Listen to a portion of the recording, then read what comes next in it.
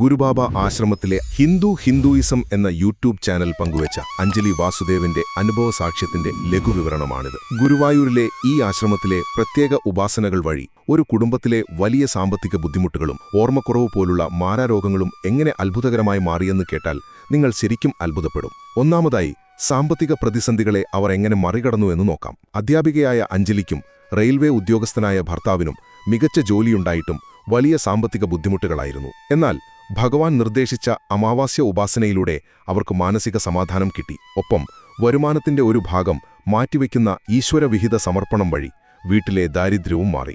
ഇവിടെ നിങ്ങൾ ചിന്തിക്കേണ്ട ഒരു കാര്യമുണ്ട്. കൃത്യമായ സാമ്പത്തിക അച്ചടക്കം കൊണ്ടാണോ അതോ ഈശ്വരവിഹിത സമർപ്പണം എന്ന ആ വലിയ വിശ്വാസം കൊണ്ടാണോ ഈ മാറ്റം ഇത്ര പെട്ടെന്ന് വന്നത്?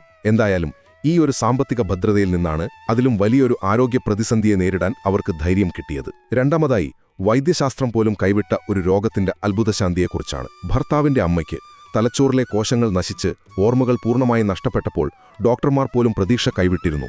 എന്നാൽ ആശ്രമത്തിലെ ഞായറാഴ്ചകളിലെ സങ്കടമോചന ഭജനയിൽ പങ്കെടുത്ത് വെറും 18 മിനിറ്റ് നീളുന്ന അഗ്നിപ്രാർത്ഥന നടത്തിയപ്പോൾ അമ്മയ്ക്ക് അത്ഭുതകരമായി ഓർമ്മകൾ തിരികെ ലഭിച്ചു.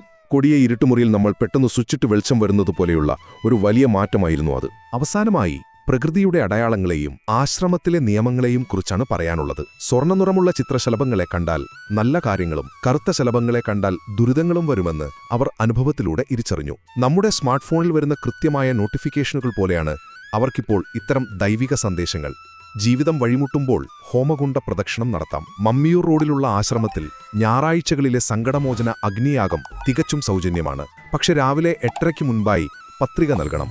സ്വന്തം വീട്ടിലെയും ആശ്രമത്തിലെയുമല്ലാതെ പുറത്തുനിന്നുള്ള ഒരു ഭക്ഷണവും അന്ന് കഴിക്കാനും പാടില്ല. ചുരുക്കത്തിൽ, അടിയുറച്ച വിശ്വാസവും പൂർണ്ണമായ സമർപ്പണവും മനുഷ്യർക്ക് ഏത് കൊടിയ ജീവിത പ്രതിസന്ധികളിലും എങ്ങനെ വലിയൊരു പിടിവള്ളിയാകുന്നു എന്നാണ് ഈ അനുഭവം നമ്മെ ഓർമ്മിപ്പിക്കുന്നത്.